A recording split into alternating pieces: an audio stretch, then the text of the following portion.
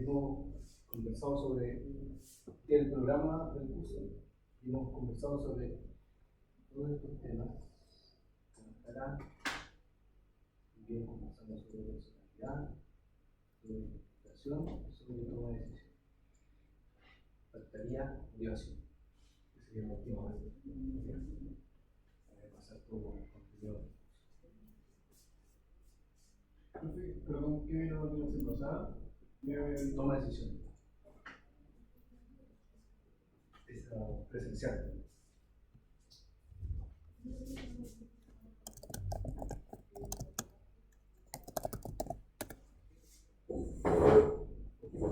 Entonces, esto es bien interesante porque a nosotros lo que nos interesa, finalmente, siguiendo nuestro esquema inicial, es que una actividad laboral clásica entonces persigue objetivos y alguien está a cargo de esos objetivos, alguien, la persona. Y esa persona, si el objetivo es difícil, necesita entonces la ayuda de otras personas y la ayuda de herramientas. ¿No? Eso es lo que sabemos desde que el Sapiens es Sapiens. Entonces, aquí hay un gran tema que es cómo conseguir que estos recursos estén orientados hacia objetivos. Y eso podríamos decir que es una de las claves del liderazgo que está llegando. El liderazgo tiene que ver con los objetivos, tiene que ver con las actividades donde concurren todas estas personas, todos estos elementos, y tiene que ver con la racionalidad, hacer que los recursos sirvan para perseguir racionalidad, para perseguir fines. Porque acuérdense lo que decía, esa es la idea de Herbert Simon. Herbert Simon decía que lo clásico de una organización administrativa, separando de la organización natural, es que nosotros vamos por sobre objetivos. La organización natural no va por sobre objetivos, sino que va por pertenencia. Entonces, para nosotros eso es muy importante. Entonces hay una parte que tiene que ver con cómo hacemos que estos recursos se encaminen hacia la consecución de objetivos. Y eso tiene que ver con la motivación. ¿Okay? Motivación es una de las primeras grandes temas de la gestión de recursos humanos. Si pudiésemos elegir dos grandes temas, son liderazgo y motivación. Esos son los dos grandes temas. Dentro de motivación, dentro del liderazgo, como ya lo vimos, está personalidad, que es el otro gran tema. Pero a nosotros nos interesa personalidad dentro del liderazgo. Y esos serían los tres grandes temas que inauguran la gestión de recursos humanos en Estados Unidos. Entonces, este es un súper grande. Entonces, motivación podría ser definido como esto: voluntad de ejercer ciertos niveles de esfuerzo para conseguir metas. Y eso va a estar condicionado por la habilidad del esfuerzo por satisfacer alguna necesidad. Entonces, ahí viene nuestra primera reflexión, que es que la motivación nosotros la podemos ver desde varios puntos de vista. Puntos de vista son los que están aquí. La gente se motiva por satisfacer necesidades, la gente los motiva perseguir metas, la gente los motiva la sensación de equidad que tiene dentro de la empresa, o los desmotiva, y la gente los motiva o los desmotiva el reforzamiento. Y vamos a hablar de cada uno de esos temas. Son hartos, ¿no? Entonces, en este tema de necesidad, es bien interesante lo que propone Maslow. Maslow es el primero que empieza a hablar de la motivación como satisfacción de necesidad. Entonces Maslow nos propone una jerarquía de necesidades, que serían las que motivan en el mundo del trabajo, en el mundo social en general. Esto es hace más de 100 años, entonces no es tan específico del mundo del trabajo. Maslow es un gran pensador humanista, Maslow, creo que subió desde 1908. Entonces ya esto hace más de 100 años. Entonces él decía que hay unas que son primero y otras que vienen después. ¿Ya? Él no lo decía tan claramente así, pero sus seguidores lo organizaron como prácticamente. Entonces decía que hay algunas que podemos llamar fisiológicas, otras de seguridad, otras necesidades sociales, de estima, de autorrealización. Y de ahí se deriva esta idea, esta esta teoría, digamos, la de Maslow, es conocida como la teoría de la jerarquía de necesidades o la pirámide de necesidades de Maslow. Por eso le pongo esa pirámide para que se acuerden del término.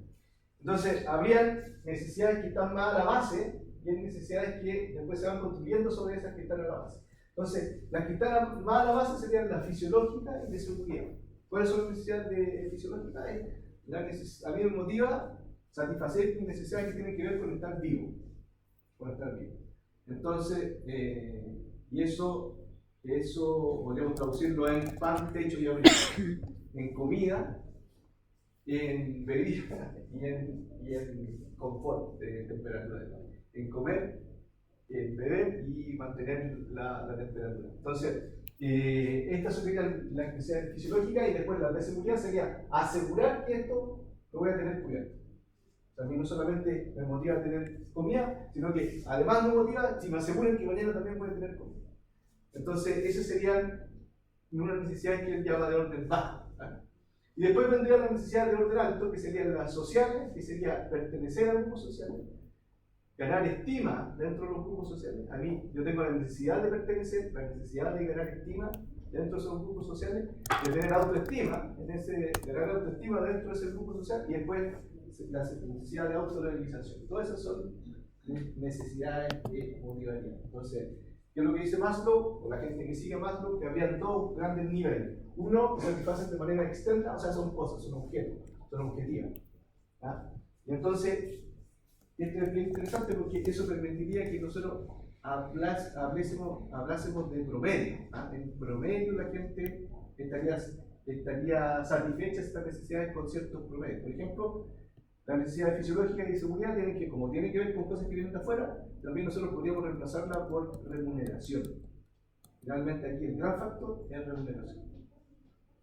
Entonces, la remuneración es la que tiene que ver con la satisfacción de necesidades fisiológicas, comer, por ejemplo, o abrigarse, y asegurar que eso va a pasar.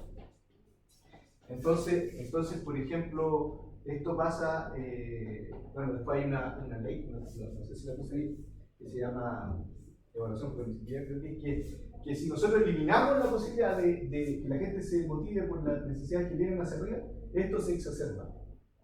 O sea, si nosotros eliminamos la posibilidad de que la gente se motive con las necesidades de orden alto, que serían estas, la pertenencia social, ganar estima dentro de los grupos sociales y sentirse autorrealizado, se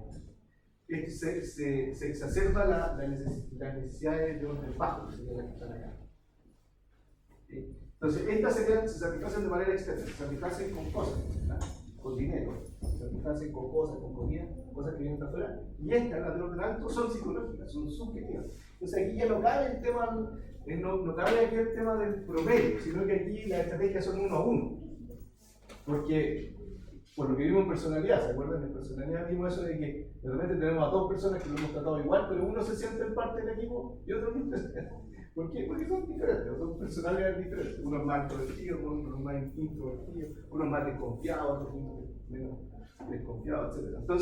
Entonces aquí las estrategias son uno a uno, las estrategias de este tipo. Después vamos a ver que esto tiene una serie de implicancias que son bien interesantes.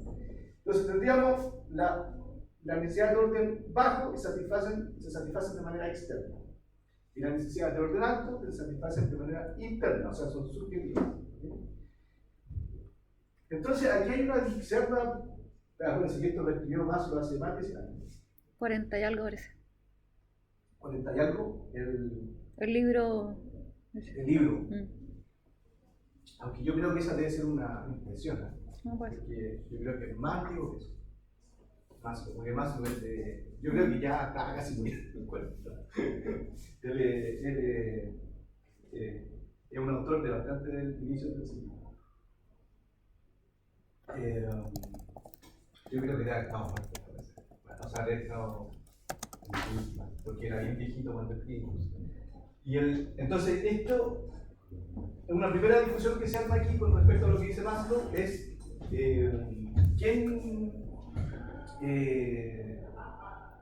¿Qué son necesidades? ¿Quién determina qué es lo que son las necesidades? ¿Y en qué nivel están los trabajadores? ¿Cuál es el nivel jerárquico el que está generando los trabajadores? Entonces, porque ahí se hace una primera discusión que es cultural. Esto tiene mucho que ver con las culturas, porque iban los norteamericanos, cuando se empieza a implementar esto, puede decir que la escuela de la relación humana y la primera gestión de recursos humanos es gringa. Y por mucho, hasta casi un día, yo diría que es la dominante. Después tuvo algún tipo de desafío por los japoneses, ni siquiera por los japoneses.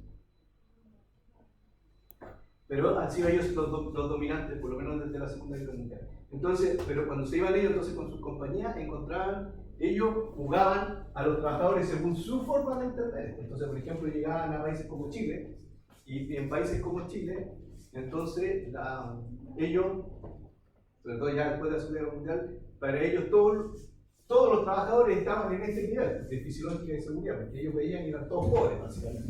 Entonces, ¿qué es lo que podría estar motivando a trabajadores pobres? Fisiológicos, el dinero. Entonces, entonces se iban a la India, y en la India para ellos eran todos indigentes. Entonces, lo que único que los motivaba era el dinero. Sin embargo, en la India a lo mejor estaban por acaso, y de hecho es así. De hecho, en la India a lo mejor es muy importante esto. Entonces, esta jerarquía de necesidades se empieza a caer un poco con los estudios interculturales, porque no basta con la mirada de un país sobre otro. Por ejemplo, los norteamericanos, todo el mundo que no tiene cierto estándar de plata, caería más bien en este nivel de motivación. Porque no tiene autos grandes, porque no tiene casas grandes, porque no tiene material, etc. Yo me acuerdo cuando vivía allá, tenía un compañero muy amigo, el Cristo del Corso, que había ido, su papá era italiano. Y él nunca había ido a Italia, porque era gringo, no hablaba italiano, ni nada. Y la primera vez que fue a Italia, después cuando llegó a la universidad, nosotros le preguntamos, ¿cómo te fue a Italia? Dijo, nos dijo, no, súper bonito. Ahora, es pobre, decía, no soy muy chido. Esa es su impresión de Italia. Es súper bonito, pero es pobre, sí. ¿Y por qué es tan pobre? Para él era como tercer mundo, en realidad. Él era de Long Island. ¿Y por qué es pobre? No, decía, mira, todas las casas son viejas y las calles son chiquititas. Entonces, para el gringo promedio es una pobre. Para el gringo promedio, de Long Island, casas grandes, avenidas grandes y todo eso, que es la parte rica de Nueva York. Entonces, no basta, ¿cierto? Hay como un choque aquí entre la relación entre la teoría y la experiencia empírica, un choque intercultural. A mí me interesa saber en qué nivel de motivación están los trabajadores, no lo que yo pienso, sino que en qué nivel están los trabajadores. Entonces, por eso es muy importante aquí, pero sobre todo acá, ¿cierto? Porque aquí es más objetivo, porque aquí son cosas que vienen de afuera, por ejemplo, el salario, ¿cierto? Por ejemplo, la remuneración. Entonces, primero, saber de verdad qué es lo que estiman mis trabajadores en estos términos, fisiológicos y seguridad, pero acá, que son subjetivos, es, por ejemplo, también trabajamos me tengo que trabajar en una siderúrgica y la que hacía la asistencia técnica era una cirúrgica alemana. Y a nosotros nos llamaba mucha atención porque la cirúrgica alemana, la Bali de Baden, llegaba la gente, y nosotros miramos desde arriba, llegaba la gente a los mantenedores y conversaban un rato y después se iba cada cual a su máquina y estaban ahí como 3 horas trabajando en la máquina sin conversar con nadie. Eso en los países latinos, nosotros y todos los otros, es imposible. La gente no aguanta tanto tiempo, de verdad, estaban 3 horas. O sea, conversaban un poquito de lo que iban a hacer y después iban cada cual a su máquina y no había ni una broma, ni una conversación de una máquina a otra, la máquina estaba al lado. Una máquina a otra, la gente trabajando en su máquina. Entonces, claro, esa era su cultura. Entonces, para nosotros, por ejemplo, el tema de pertenecer, de las necesidades sociales, es muy importante. Y visto de la manera negativa, si nosotros no permitimos que la gente tenga la sensación de pertenecer, estamos desmotivando. Porque acuérdense que aquí estamos en las dos cosas, motivación y desmotivación. Si nosotros no permitimos esto, estamos desmotivando. Y ahí viene también una cosa que hemos aprendido después de estos 100 años de motivación. Como esto tiene más historia que Erasmus incluso. Que no sabemos muy bien qué es lo que es la motivación. Pero sí tenemos bastante conocimiento sobre qué es la desmotivación. O sea, lo que a nosotros nos interesa más en la empresa es la desmotivación, es la motivación. Vamos a ver por qué. Vamos a ver por qué. Primero porque no sabemos, digamos, vamos a ver en qué se traduce esto.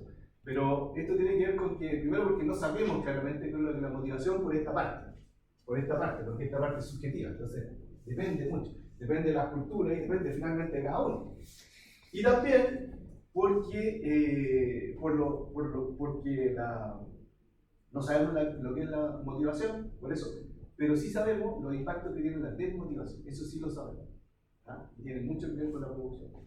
Entonces, esto fue una buena entrada, digamos, la que hace Maslow, y da como origen, digamos, da pauta a toda la discusión que viene después de motivación. Hasta el día de hoy este es como el gran tema, uno de los grandes temas, junto con liderazgo, junto con personalidad. Pero personalidad es todavía más psicológico. Los dos grandes temas son liderazgo y motivación. Personalidad muy útil desde el punto de vista del líder, digamos, como una forma de alimentar el conocimiento del liderazgo. Pero los dos grandes temas siguen siendo motivación y liderazgo. Entonces, este es un gran comienzo, digamos, el de Maslow. Un gran comienzo. Entonces, en esos estudios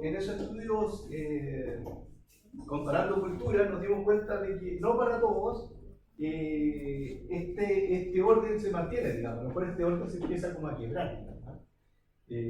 Ahora sí que esta era una jerarquía necesaria. Primero hay que cumplir las fisiológicas para que las de seguridad te motiven. Cuando ya cumple esta, son las sociales las que te motivan, etc. Pero al parecer, comparando entre culturas, no es tan claro. Y habría como dos grandes grupos. Puede ser que este grupo no se anteponga a este grupo. O sea, puede ser que yo no estoy cubierto por la necesidad fisiológica y de seguridad, pero igual me motivo por lo social. O sea, puede ser que estos dos grandes grupos estén funcionando al mismo tiempo. Y hacia donde avanzó después la teoría con Hegel y eso. Pero, profe, ¿este modelo no funciona bajo un poco la idea de la carencia? Porque obviamente yo estoy en una posición de no estar motivado por cosas fisiológicas siempre que las tenga como provistas en un nivel básico en el fondo, para poder sobre eso construir, y en el fondo es donde se refuerza un poco lo que decía Maslow. Pero si yo no tengo cubierto el mínimo básico de necesidades fisiológicas, ¿es realmente posible que...? Esa es la discusión, que si no tengo realmente cubierta esta, si estas me motivan o no. Entonces, en algunas culturas parece que sí, en algunas culturas parece que no. Por ejemplo, en la India sí. En las culturas que son como en las culturas donde es muy importante la socialización, como en la nuestra, parece que la gente los motiva a ganar plata y además pertenecer. Al mismo tiempo, pertenecer a un grupo, pertenecer a... Lo que pasa es que ganar plata es otra cosa. Porque una cosa, o sea, ganar plata en el sentido, uno gana plata y te puede motivar la plata teniendo o no provistas tus necesidades fisiológicas en el fondo. No, pero la plata como el proxy con la cual compras la... Claro, pero en el fondo cuando uno piensa en la teoría Maslow y el hecho de que es una pirámide, ¿cierto? Piensa un poco en la idea de como la base de necesidades fisiológicas y sobre eso necesidades quizás suntuarias, lujo, otros requisitos más elaborados. Entonces, claro, me genera esa duda porque en el fondo es factible realmente porque obviamente sobre cierto nivel de necesidades básicas, quizá me motivo por otras, pero ¿es posible motivarse por otras si es que no hay un nivel de habitabilidad mínimo? Esa es la discusión. Ahora, yo voy contigo en el sentido de que aquí en el mínimo, yo creo que lo único que nos motiva es la fisiología. Claro, la sobrevivencia, que en el fondo es un poco el tema antropológico, como el instinto animal de ser capaz de sobrevivir. O sea, cuando la gente tiene sed, por ejemplo, Claro. Incluso hay estudios que muestran esto, incluso en el nivel laboral, el tema de la agresividad con el hambre. O sea, hay ciertas horas del día que hay más peleas. Incluso está estudiado, en varios estudios, cuando uno tiene hambre es más conflicto. Le ha pasado, ¿no? Nos digo a las 12, mejor irse a almorzar. Y también el tema de los autos. Ustedes saben que tiene los autos, a pesar de que todos los papás obviamente aman a su hijo y todo eso, pero en los choques de autos siempre, así estadísticamente, pero con una muy gran ventaja, el piloto siempre es el que tiene esa parte. Independiente del que está andando. Es fuerte. Por eso el asiento del copiloto dicen que es como el asiento más peligroso, el del copiloto. Porque en una maniobra, en nuestra necesidad fisiológica de permanecer vivo, siempre nos vamos a tratar de salvar. No es racional, digamos. No es racional, es antes que racional. Entonces, aquí en un extremo, claro, yo también creo que lo fisiológico manda. En un extremo, si es que estoy muriéndome de sed, muriéndome de hambre. A mí me pasó una vez subir a Sierra Gorda, estaba supervisando una de estas cosas de los humanos en ir a Sierra Gorda. Y me fui, me pasaron una camioneta, entonces no tuve tiempo de pasar a Antofagasta y me fui manejando hasta Sierra Gorda. Y no había nada de tomar. Entonces, llegó en un momento, de verdad, no hacía tanto calor, porque aquí hace mucho calor, allá no hacía tanto calor, pero era muy seco. No sé si han estado yo en Calama y eso, es muy seco el ambiente, de verdad que vive por la boca así. Son de Antofagasta, del aeropuerto a Sierra Gorda, son más de horas, casi 8 horas. O sea, hasta Calama casi, si Sierra Gorda está un poquito. Es harto de lluvia, desespero. Estuve a punto de parar y pararle un camión para pedirle agua, hacía agua, de verdad. Yo estaba desesperado porque como el ambiente te chupa toda la humedad. Y iba pensando solo en eso, hasta que apareció justo una bandera y vendían cosas. Bueno, entonces ahí está la gran discusión. Primero, de si esto se mantiene como una jerarquía o se quiebra esta jerarquía, y después cuál es primero y cuál es después también. ¿Cuál es primero y cuál es después? También ahí hay como. Pero a nosotros lo que nos interesa es que refleje lo que finalmente piensan los tratados. Pero a nosotros lo que nos interesa es motivar a esta gente, ¿cierto?, hacia acá. Entonces aquí hay varias gente que ha pensado junto con Maslow que después han ido como replanteando esto. Por ejemplo, la teoría X y Y, que es de McGregor, que dicen que los seres humanos tienen dos posiciones distintas frente a la vida, una básicamente negativa, eso le llaman teoría X, y otra básicamente positiva. Entonces aquí catalogan a los trabajadores como teoría X y teoría Y. Entonces la teoría X lo llaman así, trabajadores teoría X o trabajadores X. Los trabajadores X les disgusta trabajar porque a ellos, acuérdense que es una posición negativa frente a la vida. Pero nosotros, siendo un poquito más finos, podríamos decir una situación negativa frente a su posición en el trabajo. En realidad, lo estoy viendo en el trabajo. No sabemos cómo son el resto de las actividades del día. Pero frente al trabajo, les disgusta trabajar, son flojos, les disgusta la responsabilidad y deben ser obligados a rendir. ¿Ustedes conocen trabajadores así? Sí. Porque uno tiende a pensar que los trabajadores son más bien así, y les griega, que les gusta trabajar, son creativos, buscan responsabilidades y pueden autodirigirse. Hasta que uno contrata trabajadores de la construcción. Generalmente son más conocidos como teoría X, son buenos para sacar la huella. Entonces, bueno, habían dos posiciones, dos formas de entender los trabajadores. Entonces, si ustedes pudiesen, ¿cuáles son las implicancias de la teoría X? Como los trabajadores van a intentar no trabajar, digamos, hay que controlarlo, hay que amenazarlo, hay que sancionarlo. Eso es como la espera de los tiempos. Mientras que la teoría, bueno, y hay que dirigirlo formalmente. Mientras que la teoría I, ellos pueden ejercitar el autocontrol, la autodirección, estar comprometidos con los objetivos. Podemos confiar más en la autodirección. Ahora, fíjense que cómo vamos a ir calzando esto con Maslow, es que al parecer los trabajadores de teoría X están más motivados por necesidades de orden bajo en el esquema de Maslow. Entonces, ¿qué es lo que los mueve a ellos? La remuneración o la amenaza de no remuneración. Porque están motivados por necesidades de orden bajo. ¿El X? Los X. Mientras que los Y estarían motivados por necesidades de ordenar, la necesidad de pertenecer, de ganar estima y autoestima y de sentir autorrealización.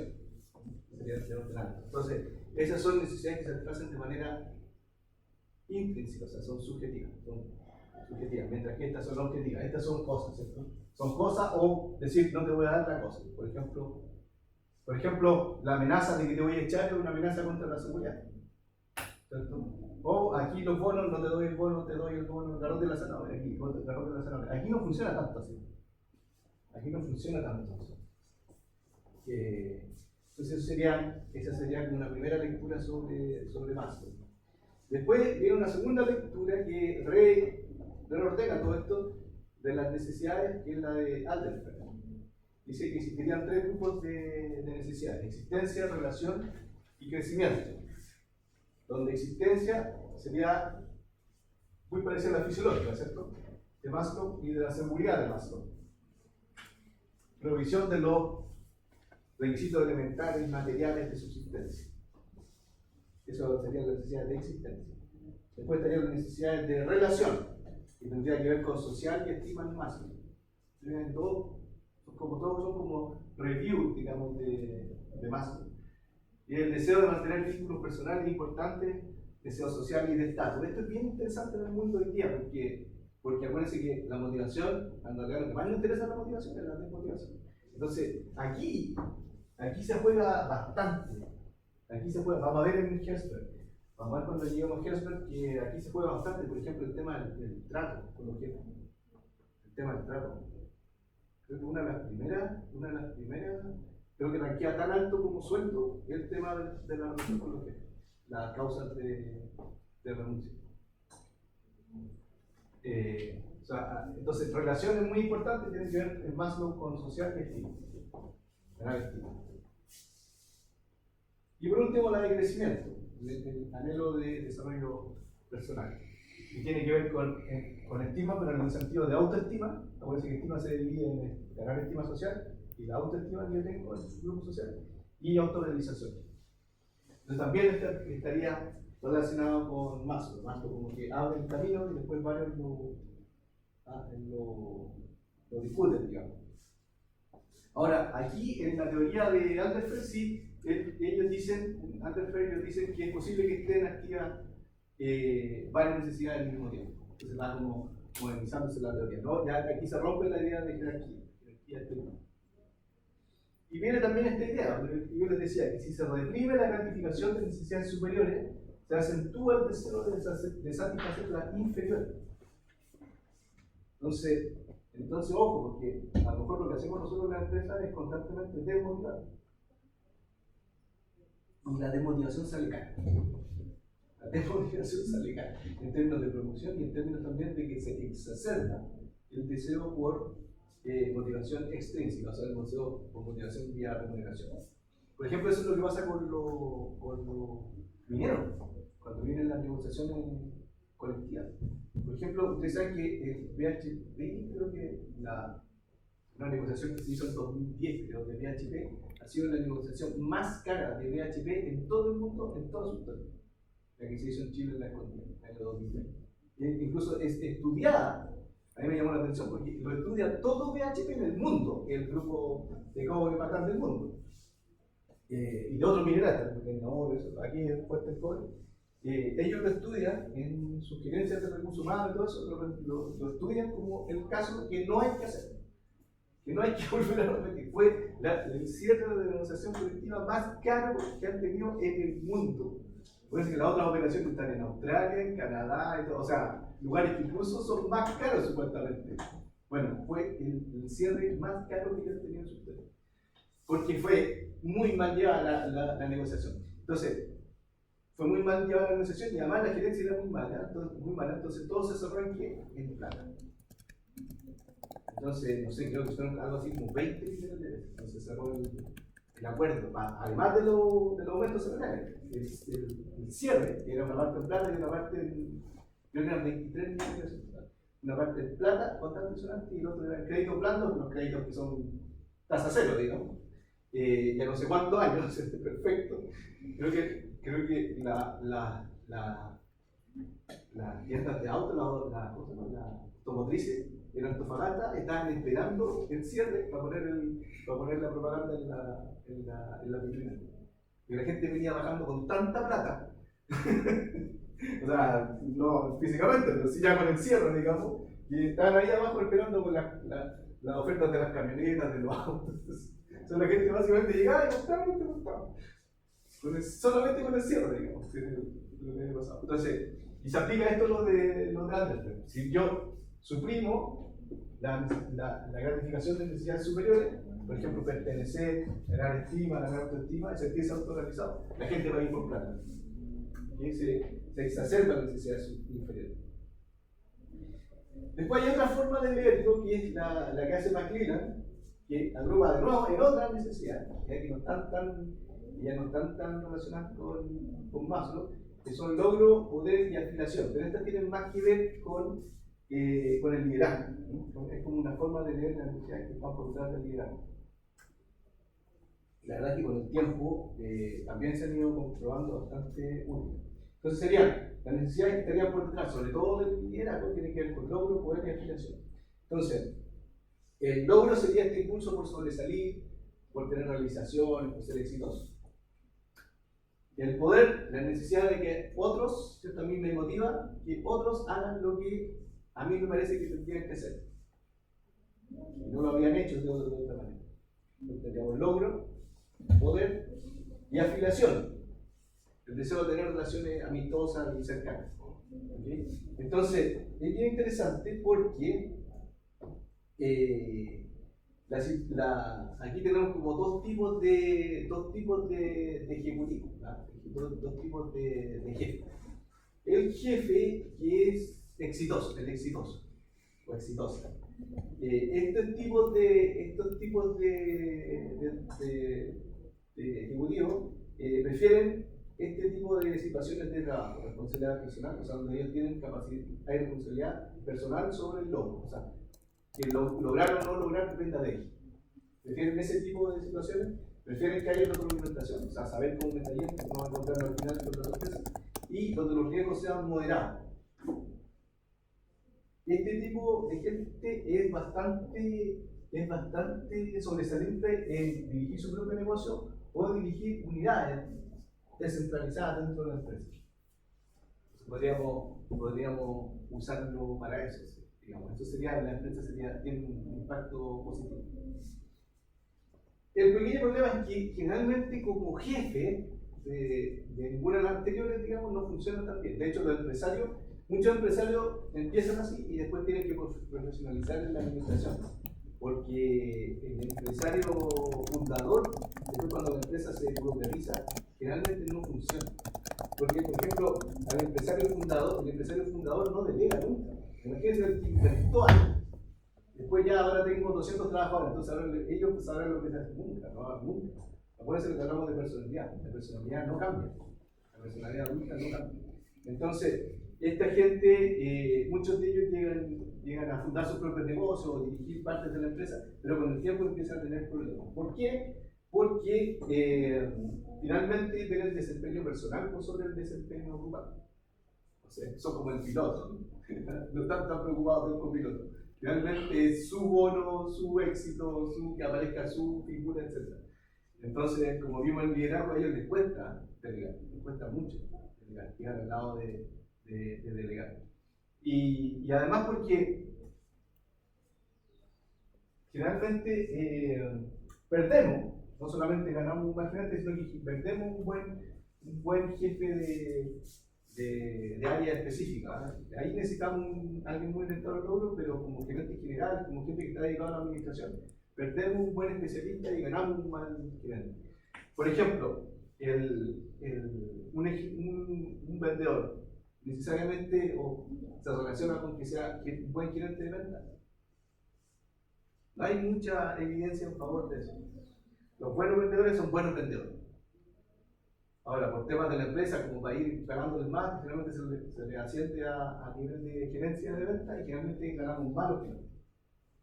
Y perdemos buenos vendedores. ¿Por qué? Porque ¿cuál es la diferencia entre el gerente de venta y el vendedor? ¿Cuál es la diferencia? El origen de la motivación. ¿Sí? ¿Y específicamente? O sea, a mí me da la impresión de que el vendedor tiene una motivación personal muy fuerte. Es más individualista. Claro. Y tiene que ser así, ¿cierto? Nos conviene, digamos, que sea individualista. Él va a hacer todo por ganarse y tener logro personal. Súper incentivado por lo extrínseco también, entonces... Exacto, claro. Buen cáncer, claro. Por ejemplo, a ellos, claro, les interesa harto bono. El bono es eso. Y obviamente el gerente tiene que ser capaz de ver el objetivo general del grupo y velar por emocionalmente cómo está el equipo, cuáles son las Claro. necesidades del equipo. Exacto. Y si el equipo, ¿se acuerdan cuando hablamos de disponibilidad? Si el equipo ya está, si el equipo puede y quiere, ahí lo que conviene como gerencia es incluso hacerse a un lado. Claro. Hacerse a un lado. Pero esto es imposible. Esto no se van a hacer nunca a un lado.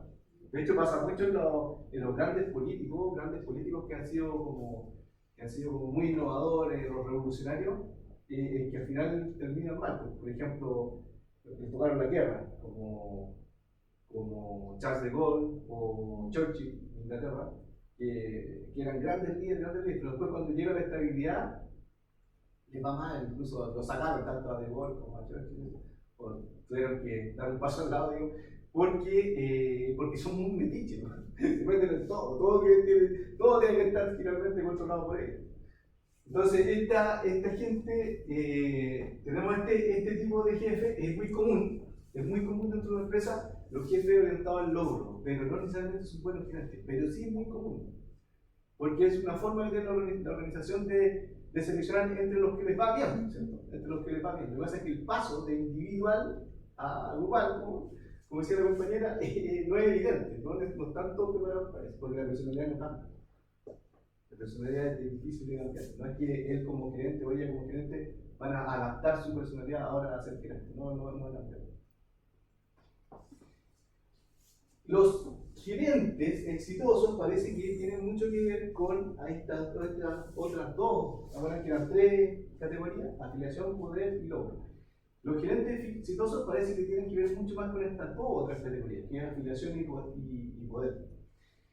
Y es interesante porque si pusiésemos en un continuum, rankean alto estas dos, afiliación y poder, pero ranquea más alto poder que afiliación. O sea, y afiliación tiene que ver esto con preocuparse del grupo, armar un grupo que permita lograr esto. Pero incluso más alta que la necesidad de afiliación es la necesidad de poder en los momentos. O sea, de verdad nos motiva tener influencia sobre los otros. Acuérdense que liderazgo en psicología está dentro del gran capítulo de influencia social. O sea, para el gerente efectivo es muy importante de verdad que los otros hagan lo que él piensa o ella piensa. Es muy importante. Eso es muy motivador. Por eso a los políticos, incluso y también a los gerentes efectivos, les cuesta mucho también delegar por el tema del poder. Entonces, yo que necesito, y por eso ahí el cruce con personalidad es muy útil, porque yo que necesito una personalidad, ¿cierto? Y no se han realizado la tarea, porque ¿se acuerdan cuando hicimos la campanilla y eso? Cuando son muy orientados a la tarea va a ser imposible delegar. Porque su orientación al poder se confluye, digamos, con esta necesidad de la orientación a la tarea, confluye con esta necesidad de poder, entonces el país va a ser imposible delegar. Entonces, ¿qué necesito ahí? Cuando yo tengo este esquema, necesito un líder que, si le va bien, es porque tiene voluntad de poder, pero que no sea orientado a la tarea. Cuando tengo un equipo que ya tiene capacidad y voluntad, que no sea orientado a la tarea. Fíjense, no es evidente, como tiende a pensar, siempre necesito el capo en esto. A veces no necesito el capo, porque el capo no va a delegar. Y eso va a generar problemas. Tampoco va a ser participar. Por este tema de la voluntad de poder. Si se confabula voluntad de poder y orientación a la tarea, es complejo. Es complejo si el equipo no está en esos niveles. Si está en los niveles donde no tengo ni capacidad ni voluntad, está bien. ¿Cierto? Ahí está bien, ahí va a funcionar bien. Pero si ya tengo capacidad y voluntad, uno de los dos, o los dos, ¿cierto? Ahí voy a estar en problemas, porque nunca van a ser participativos, nunca van a llegar. Entonces, ¿qué es lo que